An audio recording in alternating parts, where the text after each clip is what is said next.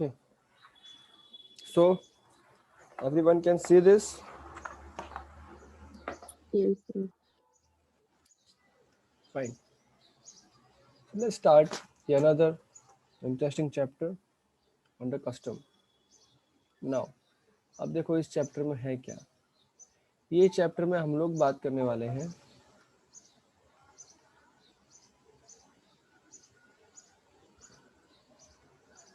एक second.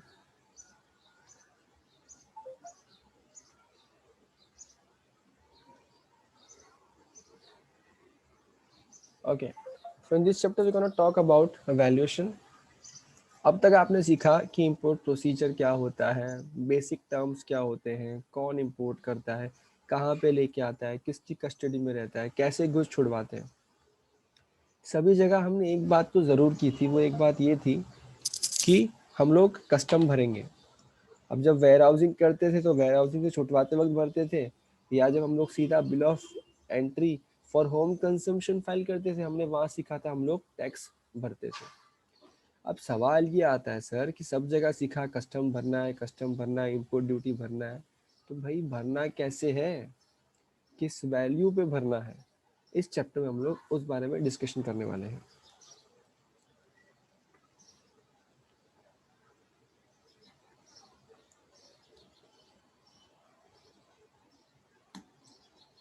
Okay, यहाँ देखो we have three things over here.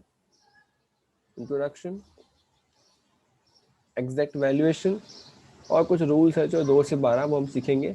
ये जो कुछ रूल्स जीएसटी में थे थोड़े बहुत वहाँ से मैचिंग भी है, और बाकी आप जब समझाऊंगा तो आपको समझ में आ जाएगा. फाइन, सबसे पहले बात करते हैं इंट्रोडक्शन की. यस, अगर श्वेता या कोई एक्टिव है तो start reading introduction.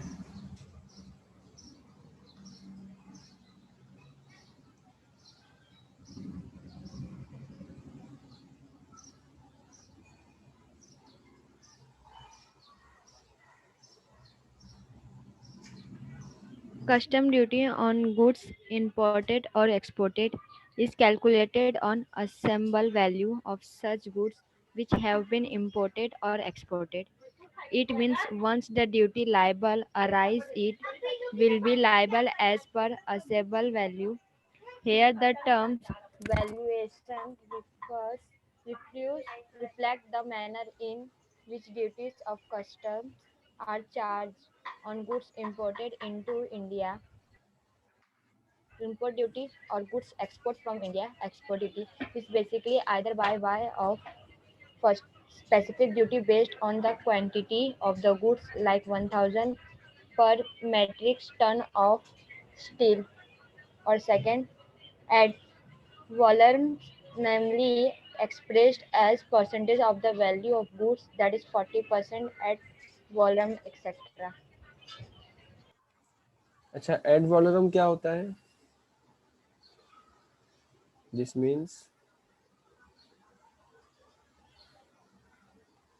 According to value. ठीक है, तो इंट्रोडक्शन में वही लिखा है जो हमने अभी बात किया कि किस तरह से हम लोग वैल्यू निकालने वाले हैं. अब चलते हैं सीधा मेन टर्म्स पे. कुछ टर्म्स सीखते हैं जो पूरे चैप्टर में काम आने वाले हैं. ये आपको अभी ध्यान रखने हैं ताकि चैप्टर में आप सम्स कर पाओ. Okay, start reading one by one.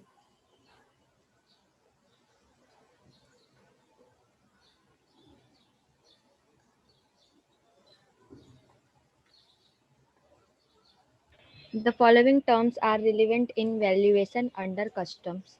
First, ex factory price. It is the price of the goods as comes out of the factory. It includes cost of production and manufacturer's margin of profit. बस रुक जा, Second, रुक जा, रुक जा. अब देखो यहाँ पे हमने इस को बेटर तरीके से यहाँ प्रेजेंट करते हैं ताकि हम लोग कभी भी ना भूलें सब टर्म्स का मतलब क्या है.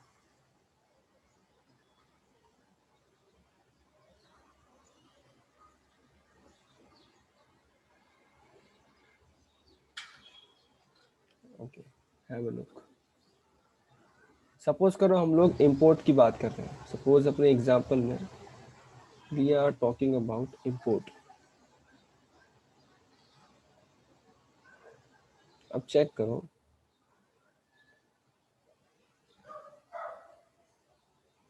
ये देखो इस इंपोर्ट में हम लोग क्या करने वाले हैं। तो अगर सबसे पहले हम लोग इंपोर्ट करते हैं, सपोज करो हम लोग इंपोर्ट कर रहे हैं यूएसए से, ठीक है, या लंदन से इंपोर्ट कर रहे हैं, तो हैव अ लुक, हम लोग जो माल लेंगे, जो गुड्स लेंगे, वो कोई ना कोई तो बनाएगा। सपोज करो वो इस फैक्ट्री में बन रहा है, तो वो जो गुड्स है जब इस गेट तक पहुंचेगा,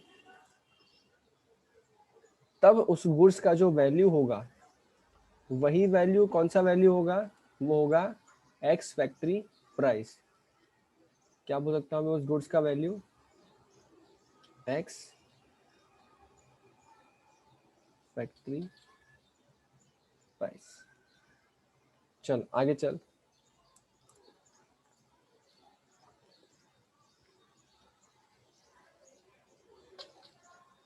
नेक्स्ट पढ़। FAS, it means free alongside, which refers to the cost at which the export goods are delivered alongside the ship ready for shipment. FAS is equal to X factory plus local freight plus local taxes. ठीक है आगे पढ़। FBO, it means free on board. Technically, there is not much of a difference between FAS and FBO. Cost. FBO means the stage at which the goods are placed on board the conveyance carrying the vessel. FBO is equal to FAS plus loading charges plus export duty cess. ये देखो, अब F को आप फिलहाल मारो गोली, because कहीं ना कहीं अपने उसको सब कुछ कवर कर लेंगे एफओबी के अंदर ही। देखो जैसे ही गुड्स फैक्ट्री से निकलते हैं, सपोज करो ये गुड्स आने का है, ये गुड्स आने हैं हमारे हिंदुस्तान में, इंडिया में। ये कौन सी प्लेस है, ये है यूएस।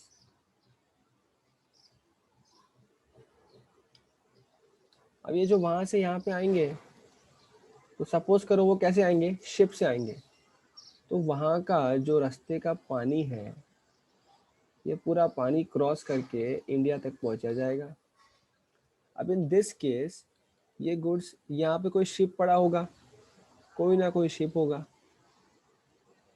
उस शिप के अंदर जब भी हम गुड्स को एंटर करेंगे, उसके लिए हम क्या करेंगे, ये जो एक्स फैक्ट्री प्राइस होगा, इसमें हम लोग कौन कौन सी चीजें ऐड कर देंगे। एक्स फैक्ट्री प्राइस तो है ही, इसमें क्या क्या ऐड हो जाएगा, जो भी अपना खर्चा पानी है, जो भी अपना खर्चा पानी है वहां से यहाँ पे लोड करने का, वो सारे खर्चे ऐड हो जाएंगे। तो यहाँ पे देखो, local freight, local freight, local taxes, या कोई लोडिंग चार्जेस है, या एक्सपोर्ट ड्यूटी, ये सब ऐड हो जाएगा। ठीक है, ये सब ऐड होके मैंने लिखा यहाँ पे लोकल, आप समझो लोकल फ्रेट, लोकल टैक्सेस, और क्या, लोड करवाने का चार्जेस, और जिस कंट्री, जो कंट्री एक्सपोर्ट कर रही है, कुछ अगर वहां का टैक्स वैक्स होगा तो वो टैक्स, तो वो वाला टैक्स, ये सब ऐड हो जाएगा। अच्छा, अब ये जो गुड्स शिप में रखे गए, उसमें ये सब कॉस्ट इनकर हुआ। अब इस पूरी कॉस्ट को मिला के क्या बोलते हैं, अब हम इसको बोलते हैं F O B value. FOB का फुल फॉर्म क्या होता है, फ्री ऑन बोर्ड। जैसे हम लोग कैसे बोलते हैं, ट्रेन में बोर्ड कर लिया हमने, हमने बोर्डिंग पॉइंट ही है ट्रेन का, वैसे वो जो सामान है उसको बोर्ड करने का वैल्यू क्या है, ये वाला वैल्यू है कि अब गुड्स शिप में चढ़ चुके हैं। अच्छा बताओ, अब तक गुड्स इंडिया पहुंचे क्या? No, sir. No sir. हाँ, तो ये ध्यान रहे, क्योंकि जब तुमको एमसीक्यूज पूछा जाएगा तो हो सकता है तुमको बोला एफओबी मतलब क्या, तो एफओबी मतलब ध्यान रहे कि सिर्फ लोडिंग वाला खर्चा है यहाँ पे, अनलोडिंग तो इंडिया में होगा ना। तो देखो अनलोडिंग नहीं आया यहाँ पे, सिर्फ जो गुड्स लोड किए हैं वहां तक का खर्चा इज एफओबी। अब चलते हैं आगे। यस, आगे पढ़।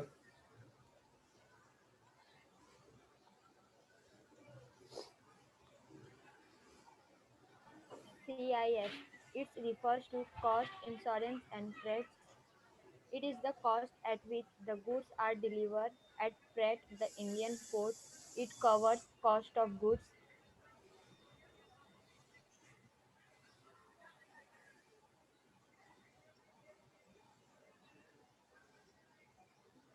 ओके, यहाँ पे देखो, अब ये CIF क्या है? ये जो FOB है, जब ये FOB पे आ जाता है तो क्या होगा? गुड्स ट्रैवल करना स्टार्ट करेगा शिप। ये ट्रैवल कर रहा है, कर रहा है, कर रहा है, कर रहा है, कर रहा है। लेकिन एक बात बताओ, क्या ये ट्रैवलिंग अब पॉसिबल है यहाँ के शिपमेंट कॉस्ट के बिना? No sir. नहीं ना, बिकॉज शिप वाला नो भी तो सर। अपना ट्रांसपोर्ट चार्जेस लेगा। तो अब क्या होगा? रास्ते में हमारा खर्चा होगा कुछ। क्या खर्चा होगा? एक तो ना, हमेशा जो बड़े बड़े ऑर्डर्स आते हैं ना, इंश्योरेंस के साथ में आते हैं। एक इंश्योरेंस की कॉस्ट हो जाएगी, और आपका क्या हो जाएगा? फ्रेट हो जाएगा। फ्रेट मतलब वही आपका ट्रांसपोर्ट का एक्सपेंस हो जाएगा। ट्रांसपोर्ट एक्सपेंस यानी कि फ्रेट। ये दोनों खर्चे ऐड होके वो गुड्स कहाँ तक पहुंचेंगे? यहाँ तक पहुंचेंगे, यहाँ तक पहुंचेंगे। इस वैल्यू को क्या बोलते हैं पता है? CIF value.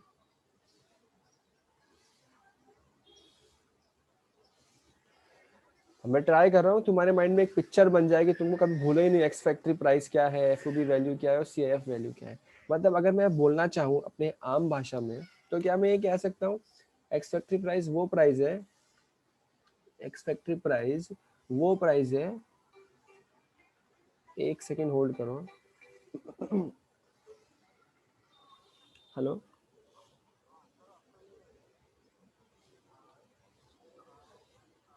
हाँ हाँ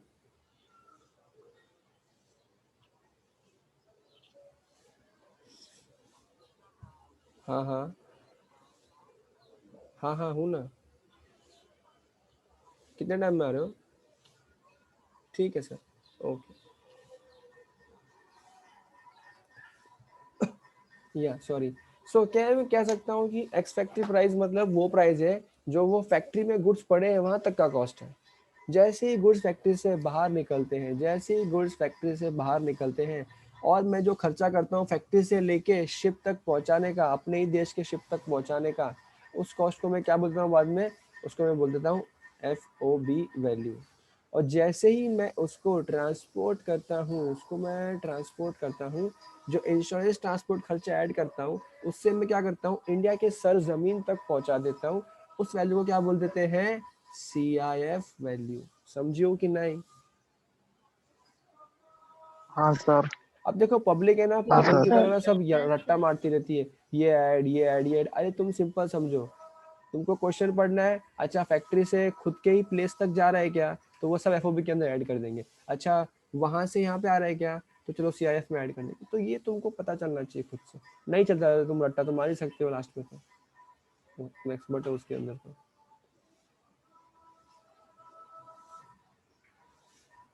okay, valuation of goods based on section number 14। Section 14 पे अब हम लोग बात कर रहे हैं वैल्यूएशन ऑफ गुड्स की। अगेन कुछ इंपॉर्टेंट अच्छी अच्छी चीज़ें पढ़ने वाले हैं।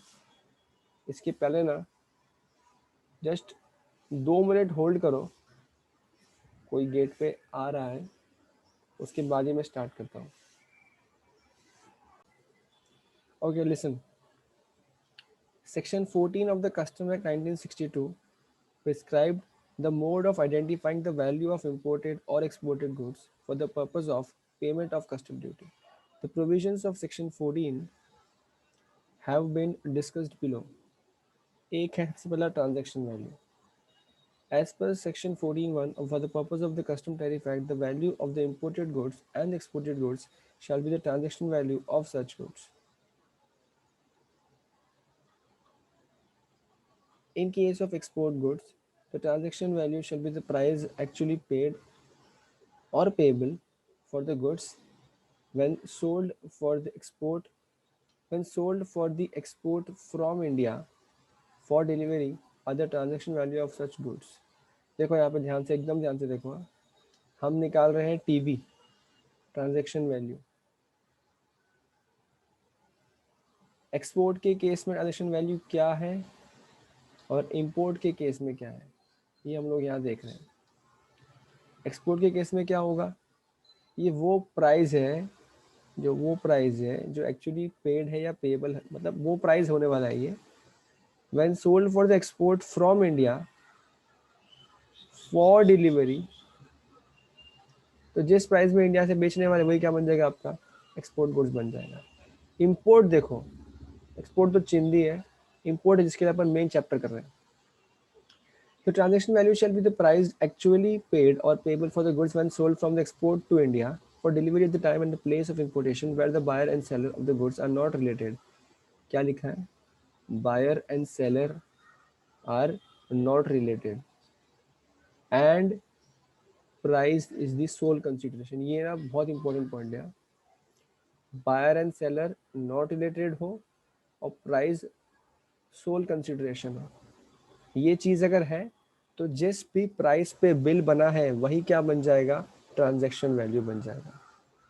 पता है कुछ ऐसी बातें अपने जीएसटी में भी की थी कि डिस्टिंक्ट पर्सन नहीं होना चाहिए, रिलेटेड पर्सन नहीं होना चाहिए, वरना हम उस प्राइस को एक्सेप्ट नहीं करेंगे जिस पे बिल बनाया गया है। कुछ सेम कहानी यहाँ पे भी है। तो खरीदने वाला और बेचने वाला क्या होने चाहिए, they should not be related, ठीक है।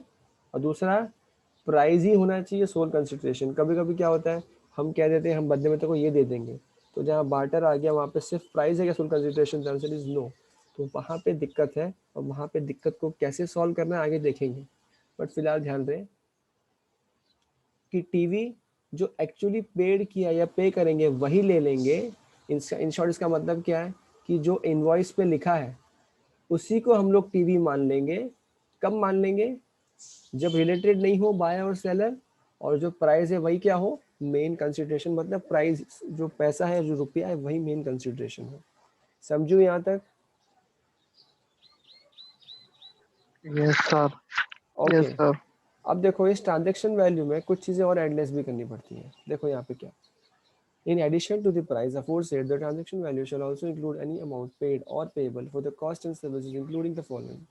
अब और क्या ऐड करेंगे, कोई कमीशन ब्रोकरेज होगा, इंजीनियरिंग या डिजाइनिंग वर्क होगा, रॉयल्टी या लाइसेंस फीस होगा, cost of transportation to the place of importation, India में आने तक का जो ट्रांसपोर्टेशन है, इंडिया में आने तक का जो ट्रांसपोर्टेशन है, ध्यान रखना इंडिया में आने के बाद, हाँ इंडिया में आने के बाद जो इंडिया के अंदर ट्रांसपोर्ट हो रहा है उसकी बात कर रहे हैं क्या यहाँ पे अपन, नहीं। हाँ फिर तो वो इंडिया में ट्रैवल कर रहा है।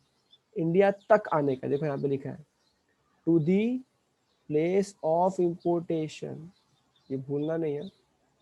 कई बार क्वेश्चन में कंफ्यूज करने के लिए बोलते थे इंडिया में आया और यहाँ से सपोज करो चर्च गेट में आया, बैंड्रा में आया, बैंड्रा से मैं बोरीवली लेके आया, तो उसमें तो मैंने अपनी यहाँ की इंडिया की कॉस्ट दी है ना, तो वो नहीं पार्ट बनेगा ट्रांजैक्शन वैल्यू का। इंडिया तक आने का जो कॉस्ट है वो बनेगा पार्ट ट्रांजैक्शन वैल्यू का। नेक्स्ट क्या है, जो इंश्योरेंस होती है वो भी ऐड होंगे, और जो खर्चे होते हैं लोडिंग अनलोडिंग वगैरह के जो होते हैं, हैंडलिंग चार्ज वगैरह तो होते हैं वहाँ के, वो सब भी ऐड हो जाएंगे। अब ये बिल्कुल वैसा, पता है तुमने पहले भी सीखा था, ये सब चीज़ें हम लोग ऐड करते हैं परचेज में, तो इस तरह कॉस्ट तो लगी गई सारी की सारी। अब यहाँ देखो, ये है एक और इम्पोर्टेंट पॉइंट, कन्वर्जन रेट। क्योंकि हम लोग बात कर रहे हैं कस्टम की, तो बट ऑब्वियस है कि फॉरेन करेंसी तो इंक्लूड होगा ही। फॉरेन करेंसी में आपका डॉलर हो सकता है, आपका पाउंड हो सकता है, आपका यूरो हो सकता है, आपका चाइनीज़ युआन हो सकता है, आपका येन हो सकता है, कोई भी करेंसी हो सकती है। अरे भाई तो वो करेंसी इंडिया में कन्वर्ट कैसे करेंगे, तो क्या बोल रहा है, जब आप इंपोर्ट करते हो, व्हेनेवर यू इंपोर्ट, सीबीआईसी जो रेट बताएगा आपके date of filing of bill of entry पे, उस दिन जो रेट होगी, सपोज उस दिन की रेट है $1 इज इक्वल टू 55 रुपये, तो उसी को क्या मान लिया जाएगा, कन्वर्जन, उसी रेट पे कन्वर्जन किया जाएगा। अगर आप एक्सपोर्ट कर रहे हैं तो जिस दिन आप शिपिंग बिल फाइल करते हैं या बिल ऑफ एक्सपोर्ट फाइल करते हैं, उस दिन जो भी रेट होगी, उस दिन जो भी रेट होगी उसी रेट को क्या मान लिया जाएगा, कन्वर्जन रेट मान लिया जाएगा। अब यहाँ पे देखो, यहाँ एग्जाम्पल भी दिया है तुमको समझाने के लिए। ABC manufacturers have imported machinery from US worth $40,000. Determine the rate of exchange for the purpose of computation of custom duty from the following additional information. Date of bill of entry क्या है, 27 November, और date of inward entry inward क्या है, 22 November. Exchange rate is notified by, देखो कई बार दिया होगा exchange rate notified by RBI. क्या इस पूरे चैप्टर में कहीं अपन कुछ आरबीआई को कुछ इंपॉर्टेंस दे रहे हैं आरबीआई को?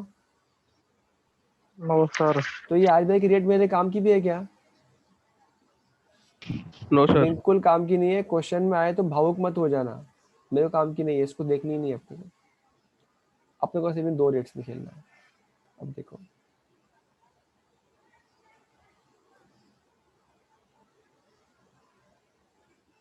exchange rate in the given case will be the rate of exchange notified by CBEC on the date of presentation of bill of entry. कब हुआ था date of bill of entry presentation? 27 नवंबर को। Hence the rate of exchange for the purpose of computation of custom duty will be 65 per US dollar. समझा? देखो 2 rate थी, हम confuse थे कौन सी लेवे। बिल ऑफ एंट्री कब फाइल हुआ है? 27 नवंबर को, हमने ये रेट ले ली। अच्छा, हालांकि यहाँ पे अब मैं तुम्हें अपनी जानकारी के लिए बता दूं, पहले तक तो मैं ये देखता था जब मैं पढ़ाता था कि बिल ऑफ एंट्री या entry inward which ever is होता था ना अर्लियर, हम लोग उसकी रेट चार्ज करते थे, हम उसकी रेट लेते थे। अब इसमें ऐसा नहीं लिखा है इस पॉइंट पे, क्योंकि पहले कुछ और पढ़ा रहा था मैं, अब यहाँ कुछ और लिखा है। I want to verify once, जब ये लेक्चर खत्म होगा मैं वेरीफाई करूंगा, नेक्स्ट क्लास में कंफर्म कर दूंगा कि ये जो लिखा है राइट है या विच एवर अर्लियर यूज करना है। अगर विच एवर अर्लियर यूज करना हुआ तो हम कौन सी डेट ले लेंगे यहाँ पे, तो उससे पहले कौन सा है, 22 तारीख, 22 तारीख ले लेंगे। बट फिलहाल के लिए आप यही रखो, डेट कौन सी है, बिल ऑफ एंट्री की डेट जो कि है 27 नवंबर, यानी कि 65 की डेट हम लोग ले लेंगे। समझा? Yes sir. ये देखो मस्त वाला वैल्यूएशन फॉर्मेट। अब जो अपने सारे टर्म्स सीखे हैं ना वो यहाँ पे लिखे होंगे। एफओबी प्राइस वहीं से शुरुआत होगी। अब ये तो पूछना ही मत एफओबी प्राइस क्या होता है, मैं समझा चुका हूँ अच्छे से। ये लेक्चर जैसे ही खत्म होता है आप दोबारा इसी लिंक पे ज्वाइन कर लीजिएगा।